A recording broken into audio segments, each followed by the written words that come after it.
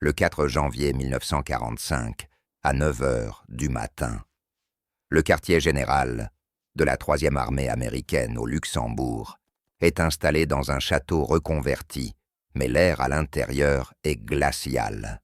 Les radiateurs sont froids et la seule source de chaleur provient d'une grande cheminée de pierre, où les bûches crépitent. Le major général George S. Patton se tient dos à la pièce, se réchauffant les mains. Il est le maître du champ de bataille, le sauveur de Bastogne. Mais l'homme qui entre dans la pièce n'est pas venu le féliciter. Un major du bureau de l'inspecteur général s'avance. Il est nerveux. Il porte un épais dossier en carton manille, estampillé « Top secret ». À l'intérieur se trouvent des dépositions sous serment, des rapports balistiques et une liste de noms. C'est un dossier d'enquête qui détaille une exécution de masse commise non par les nazis, mais par des soldats américains. Le major s'éclaircit la gorge et pose le dossier sur le lourd bureau en chêne. Il s'attend à un ordre de cour martial. Il s'attend à la justice. Patton se retourne. Il regarde le dossier, puis le feu, puis le major. Il n'ouvre pas la chemise. Il ne demande pas les noms. Au lieu de cela, il tend la main, saisit la preuve d'un crime de guerre américain et se dirige vers les flammes. Le major observe figé de stupeur et en silence, tandis que le général s'apprête à faire l'impensable. Il ne va pas punir les tueurs. Il va faire disparaître le crime. Et la décision qu'il prend dans les 10 secondes suivantes enterrera un sombre secret pendant 70 ans. Pour comprendre pourquoi un général 4 étoiles ferait obstruction à la justice, il faut se tenir dans la neige des Ardennes. Durant l'hiver 1944, c'était le plus froid depuis 30 ans. La température tomba à 0, gelant l'huile dans les fusils et noircissant la peau humaine sous l'effet des gelures. Mais le froid physique n'était rien comparé à la terreur psychologique qui avait saisi les lignes américaines. La bataille des Ardennes n'était pas seulement une offensive militaire, c'était une plongée dans le chaos primitif. Des rumeurs se propageaient comme un virus à travers les trous d'hommes. On parlait de commandos allemands parlant anglais, dirigés par Otto Skorzeny, portant des uniformes américains et égorgeant des soldats derrière les lignes. Chaque jeep était arrêté. Chaque soldat était interrogé. La paranoïa était devenue la tactique principale. Un jeune GI enveloppant ses pieds gelés dans des sacs de jute près de Bastogne ne faisait confiance à personne qu'il ne connaissait pas personnellement. Les règles de la guerre civilisée s'étaient désintégrées. La Convention de Genève semblait être un conte de fées, issu d'une autre guerre. Ici, dans les forêts grises de Belgique, la seule loi était la survie. L'ennemi n'était pas seulement la Wehrmacht, c'étaient les SS, des fanatiques idéologiques qui avaient prouvé qu'ils ne feraient aucun prisonnier. Le courant émotionnel parmi les troupes américaines était une rage meurtrière qui couvait. Ils étaient épuisés, ils avaient un froid, et ils cherchaient une raison d'arrêter de faire des prisonniers. Et bientôt ils allaient en trouver une. De retour aux États-Unis, le public s'accrochait à une illusion réconfortante. Il croyait que si les nazis étaient des monstres barbares massacrant les innocents, le GI américain était un chevalier en uniforme vert olive. Le récit était clair. Nous combattons selon les règles, nous traitons les prisonniers avec dignité. Nous sommes la boussole morale du monde. Cette croyance était renforcée par les aumôniers lisant les droits sur la ligne de front et par les officiers portant des exemplaires impeccables du manuel de campagne sur les règles de la guerre terrestre. Le manuel était précis. Les prisonniers de guerre doivent être protégés, nourris et hébergés. Exécuter un ennemi qui s'est rendu est un meurtre passible de la peine de mort. Mais sur la ligne de front, le manuel n'était que du papier. La réalité C'était une baïonnette ensanglantée et une haine viscérale. L'illusion de la supériorité morale tenait encore, mais de justesse. Les soldats savaient que la différence entre une bataille et un massacre tenait souvent à la simple question de savoir qui regardait. Le commandement américain croyait pouvoir contrôler la violence, pouvoir libérer les instincts meurtriers de ses hommes, puis les éteindre comme on éteint une ampoule lorsque l'ennemi levait les mains. Il se trompait. L'interrupteur était cassé, et l'illusion d'une guerre propre était sur le point d'être brisée par un seul événement horrifique qui allait déclencher une réaction en chaîne de vengeance. Le coup partit, le 17 décembre 1944, à un carrefour enneigé près de Malmedy, en Belgique. À exactement 12h30, un convoi du 285e bataillon d'observation d'artillerie de campagne américain tomba sur les éléments de tête du Kampfgruppe Piper, une unité de Panzer SS d'une efficacité impitoyable. Les Américains étaient surclassés et se rendirent. Ils furent désarmés et conduits dans un champ au sud du carrefour. Ce qui se produisit ensuite relève des faits historiques établis. Les SS ouvrirent le feu à la mitrailleuse et au pistolet. Pendant 10 minutes, la neige devint rouge. Lorsque les tirs cessèrent, 84 prisonniers de guerre américains gisaient morts dans la boue glacée.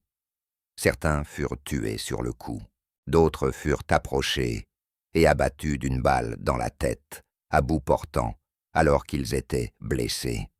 Une poignée de survivants fit le mort, laissant le sang de leurs camarades gelé sur leurs uniformes jusqu'à la tombée de la nuit. Lorsqu'ils sprintèrent enfin vers les bois et atteignirent les lignes américaines, leur histoire ne resta pas confinée aux salles de briefing. Elle parcourut les lignes télégraphiques et les cantines avec la vitesse d'une décharge électrique. Malmedy, le mot devint une malédiction. Ce n'était pas seulement une tragédie, c'était un permis tacite. L'ordre non dit se propagea le long de la 3e armée américaine. Les SS ne sont pas des soldats, ce sont des animaux. Et les animaux n'ont pas droit à la protection de la loi. La riposte ne se produisit pas dans la chaleur d'une embuscade. Ce fut une réaction calculée froide et systémique. Le 1er janvier 1945, 2 semaines après, Malmedy, la 11e division blindée américaine, nettoyait le village de Chenogne, à quelques kilomètres seulement de Bastogne.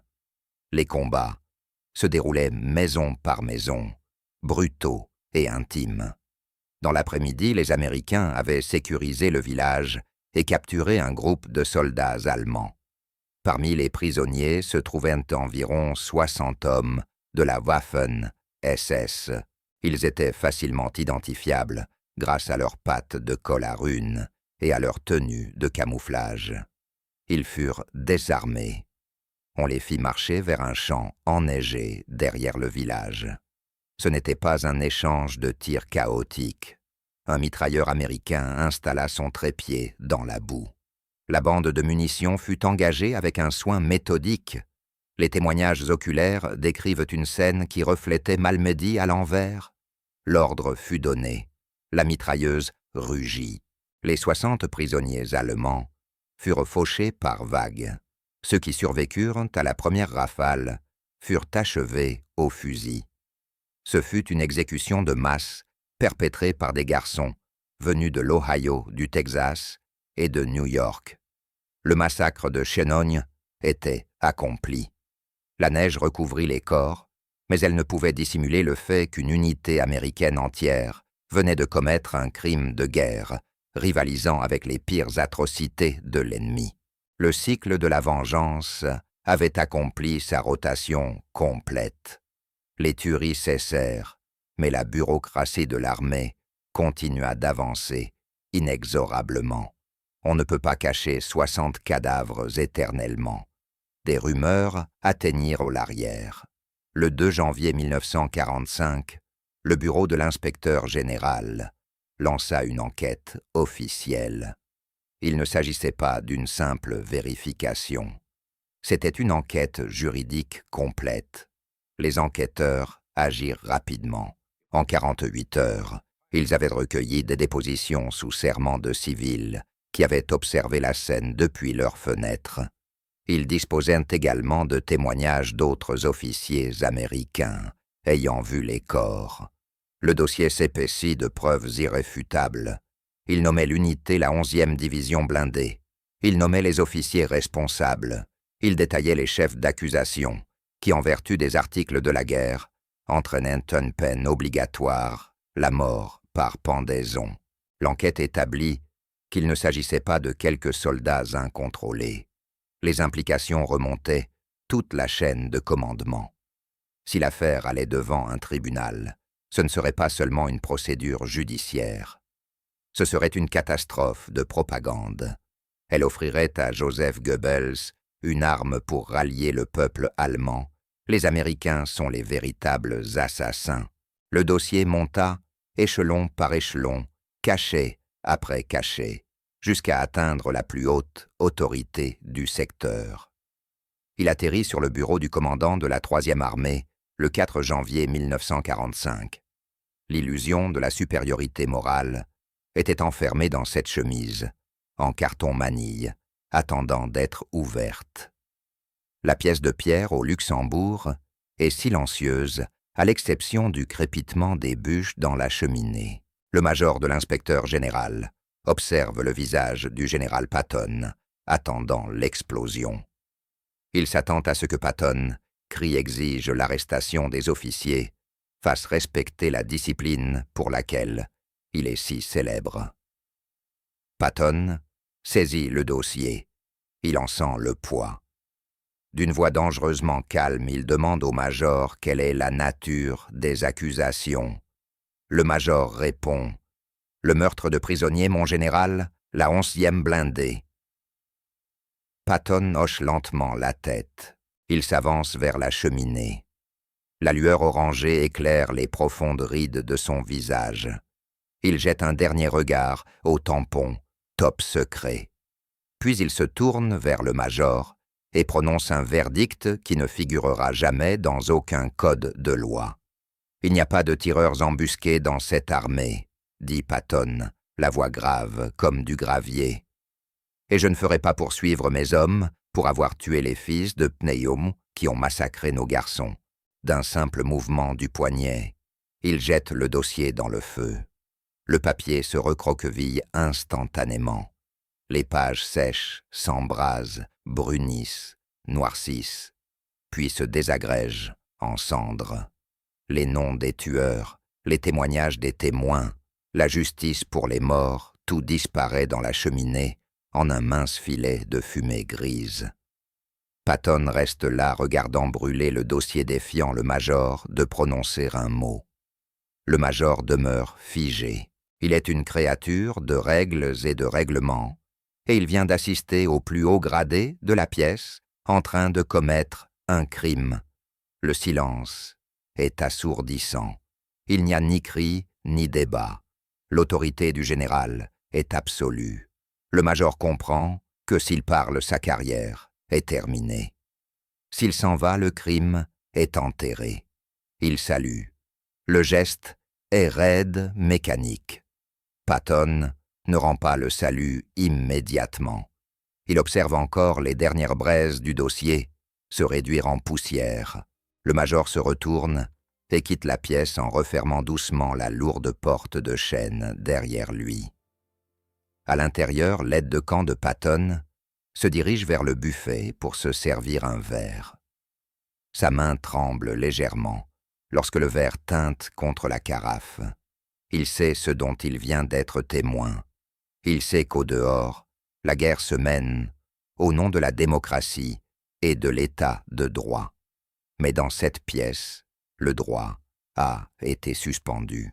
L'atmosphère est passée de la tension administrative à un pacte conspiratif. Ils ne sont plus seulement des soldats, ils sont des complices. Le feu continue de brûler, indifférent au secret qu'il vient de consumer. Pourquoi a-t-il fait cela? Pourquoi George S. Patton, un homme qui avait autrefois giflé un soldat pour lâcheté, a-t-il protégé des soldats coupables de meurtre? La cause profonde réside dans la compréhension que Patton avait de la psychologie du combat. Il ne voyait pas la guerre comme un litige juridique, mais comme une lutte tribale pour la survie. Patton savait que la 11e division blindée allait être renvoyée dans le broyeur. Il avait besoin qu'elle soit agressive. Il avait besoin qu'elle soit meurtrière. Il croyait que s'ils traduisaient leurs officiers en cour martiale pour avoir tué des SS, ils briseraient l'esprit de la division. Il dirait à ces hommes que l'armée se souciait davantage des Allemands morts que des Américains vivants. De plus, Patton nourrissait une haine profonde et viscérale envers les SS. Après Malmedy, il avait déshumanisé l'ennemi dans son propre esprit. Pour lui, les SS n'étaient pas des soldats, ayant droit à une protection. C'étaient des chiens de raid. Dans son calcul effacé, le massacre de Chenogne n'était pas un crime. C'était un acte de commandement nécessaire. Il privilégia le moral de ses soldats vivants au concept abstrait de justice internationale. Ce fut une décision tactique prise avec un bandeau moral sur les yeux. Les conséquences sur le terrain furent immédiates et tangibles. Les officiers de la 11e division blindée ne furent pas arrêtés. Aucun policier militaire ne vint traîner des hommes menottés. L'enquête s'évapora tout simplement. Les soldats retournèrent à leurs chars. Ils vérifièrent leurs culasses, chargèrent leurs obus et repartirent en direction des lignes allemandes. Mais un message avait été envoyé clair et sans équivoque. La rumeur se répandit dans les rangs, le vieux est de notre côté. Toute inhibition à l'idée de tuer des prisonniers disparut. Pour le reste de la campagne, les combats dans le secteur de la 11e division blindée furent particulièrement sauvages. Si les Allemands se rendaient, on leur disait souvent de continuer à courir. Les retombées tactiques furent une efficacité brutale. La division combattit avec une ardeur désespérée et imprudente, consciente qu'elle était intouchable. Mais les retombées morales furent corrosives. De jeunes hommes venus en Europe pour être des libérateurs avaient reçu l'autorisation implicite d'être des bourreaux. La tâche de Chenogne ne s'effaça pas. Elle s'incrusta profondément dans le tissu de l'unité. Un lien sombre, partagé par des hommes qui savaient s'en être sortis, après avoir commis un meurtre parce que leur général avait craqué l'allumette. L'histoire est écrite par les vainqueurs. Et pendant des décennies, les livres d'histoire reflétèrent le feu de Patton. Le massacre de Malmedy devint l'un des événements les plus célèbres de la Seconde Guerre mondiale. Il fut jugé lors des procès de Dachau. Le commandant SS, Joachim Peiper, devint le méchant du récit. Mais le massacre de Chenogne disparut. Il devint une histoire de fantômes, murmurée par des vétérans lors de réunions, mais jamais évoquée en public. Il n'y eut pas de procès. Il n'y eut pas de pendaison. La 11e division blindée entra dans l'histoire comme l'une des héroïnes des Ardennes.